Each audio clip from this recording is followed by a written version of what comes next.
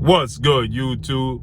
It's your boy, Blue Blood Sports TV, back at y'all with another one. So, former unified lightweight world champion, superstar boxer, turned junior welterweight title contender, Teofimo Lopez. Teofimo Lopez is 17 wins, 1 loss, no draws, 13 wins by way of knockout. He is 25 years of age, 5'8" with a 68-inch arm reach. Teofimo Lopez is preparing for his December 10th showdown against Sandor Martin. It was initially supposed to be another opponent, but Teofimo Lopez's opponent had to pull out via injury, and now Teofimo Lopez is going to face off against Sandor Martin. Sandor Martin is the guy who upset 4-division world champion Mexican superstar boxer Mikey Garcia. Shockingly, Sandor Martin upset Mikey Garcia. Sandor Martin is 40 wins, 2 losses, no draw, 13 wins by way of knockout. He is 29 years of age, 5'8" with a 69-inch arm reach, okay? So Sandor Martin is a southpaw. Sandor Martin is a slick boxer, very elusive, pure boxer, very experienced fighter. Not too many people are familiar with Sandor Martin because majority of his fights came outside of the United States. So not too many people are familiar with Sandor Martin, okay? But, he was very slick, very elusive, and Mikey Garcia struggled heavily with Sandor Martin, and he got a win, right? Mikey Garcia was supposed to be a comeback statement fight for Mikey Garcia to get his feet back wet, and it was anything but that because Mikey Garcia lost. So Sandor Martin is going to be, who Teofimo Lopez faces December 10th at Madison Square Garden. Teofimo Lopez historically fights on that date. It's Heisman Trophy weekend in college football, and they do the Heisman Trophy presentation here in New York. So, and he's from Brooklyn, New York. So, it's a tradition for Teofimo Lopez to fight on this date. Now, Teofimo Lopez, he made his ring return after,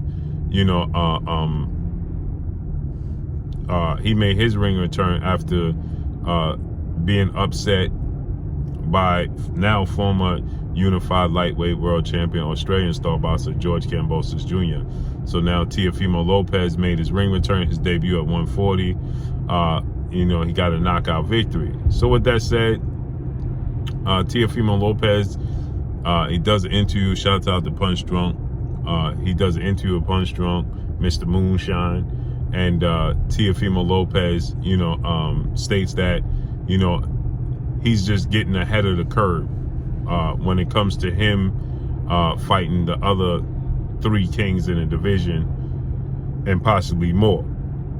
He got to jump on it because the 4 kings is himself, Devin Haney, Ryan Garcia, and Gervonta Tank Davis. Tank Davis fought at 140 already, he stated, which he beat Mario Barrios. Then Ryan Garcia fought his last 2 fights against Emmanuel Tagle and Javier Fortuna at 140. And Devin Haney is planning on moving up to 140 soon rather than later after he faces off against Vasyl Lomachenko in his next fight. So he's saying that he's just getting a head start on those guys by the time they come up to 140. They already got acclimated to the division and that they're going to be victorious, okay? And then they go on to state that they take a jab at Devin Haney, who they know is moving up to 140 very soon. Now, you got Ryan Garcia, who's going to face off against Gervonta Tank Davis. And then you have Devin Haney fighting Lomachenko. But Tank Davis already stated that he don't really have plans to move up to 140 because he's just not that comfortable at fighting that 140-pound division. Ryan Garcia, if he beats Gervonta Tank Davis, they fighting at a catchweight 136, which I completely do not understand because that's only a pound over 35. That's just tedious to me. That's just, that don't make sense to me. If you're gonna fight at a catchweight, then it should be at 137, 137 and a half, right? That's directly in between 140 and 135, right? But 136 You know, is that pound going to make a difference for Tank Davis? No. And is that pound, you know, going to make a difference from Ryan come down 4 pounds instead of 5? No, you know, not drastically. So Teofimo Lopez is saying that he's going to get a jump on it. He's used to these guys. He's familiar with these guys. He's going to beat these guys. And then he and his father, Teofimo Lopez Sr., who's his trainer and manager, he states that we're going to collect all these belts very quickly. And then they looking to move up to welterweight. Excuse me. And they looking to challenge undefeated, unified 3-belt WBC, WBA, IBF welterweight world champion, superstar boxer who's widely considered to be top 2, if not number 1, definitely top 5 pound for pound best fighters in the world, and Errol the True Spence Jr. They said we're going right into a fight with Errol Spence Jr. after we collect these belts at 140 and become undisputed at 140.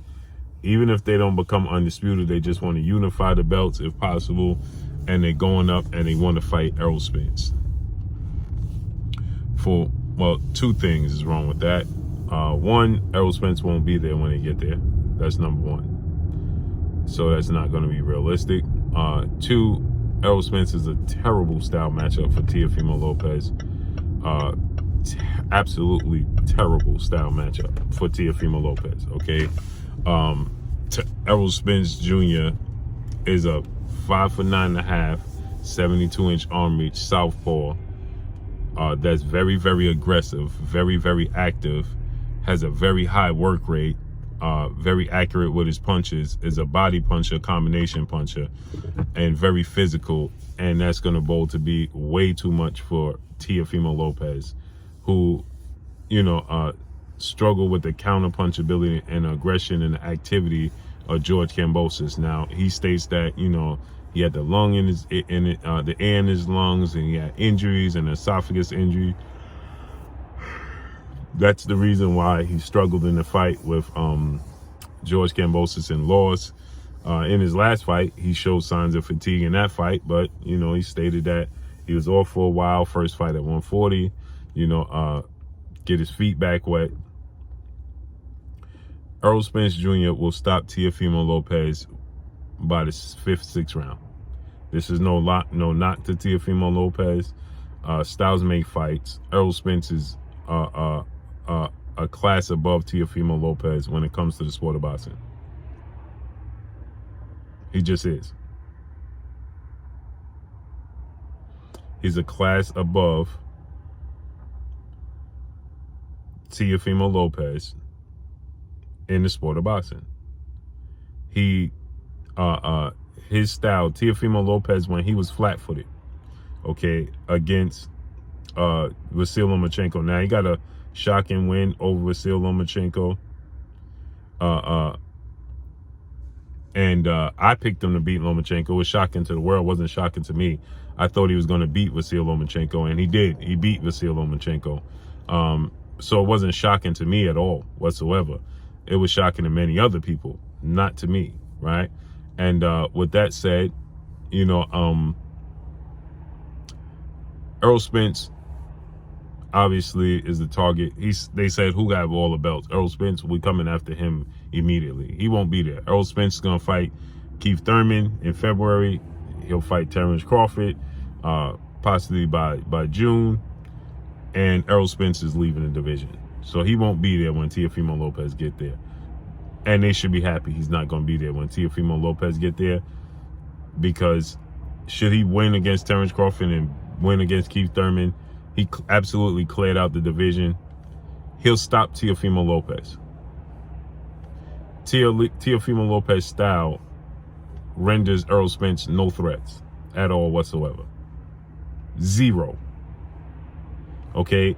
He fatigues in the second half of fights. Errol Spence has a high work rate, which means Teofimo Lopez likes to pace himself. He don't struggle with big, long, rangy guys. Okay? He don't do well with big, long, rangy guys. Terrible matchup. He gets stopped. But I understand his confidence. I understand that they want to move up to 47 and get a belt. That's beautiful. But getting it through Errol Spence is not going to be the way. Getting it through Terrence Crawford is not going to be the way. And definitely getting it through Jerron Boots Ennis is not going to be the way. And I love Teofimo Lopez. Very good fighter. But styles make fights. And his style is tailor-made for guys that are smaller than him or around his size. Not for guys that are bigger than him, rangy, with a very high work rate. Period. But I respect the confidence, though. And he got to be successful at 140. He got to collect them belts from Devin Haney when he gets there. From Regis Prograis and Zepeda fight this Saturday. The winner of that fight. He got to go through Regis Prograis. There's no guarantee he going to do that. So let's not count the horses before let's not put the carriage before the horse. Put the horse before the carriage and let the horse pull the carriage. So let's see how this unfolds and plays out. But that's all I got for y'all. Make sure you hit the like button. Drop a comment in the comment section. Let me know what y'all think. Y'all already know what it is. It's your boy Blue Blood Sports TV. Hate, like, comment, and subscribe. You haven't subscribed, hit the subscribe button, hit the like button, hit the bell icon to get all the new notifications. Follow me on Instagram at Blue Blood Sports TV, all one word. Y'all already know what it is. Shout out to the entire LDBC. Shout out to Black Media Row. Make sure you like and share these videos. That's all I got for y'all. Peace.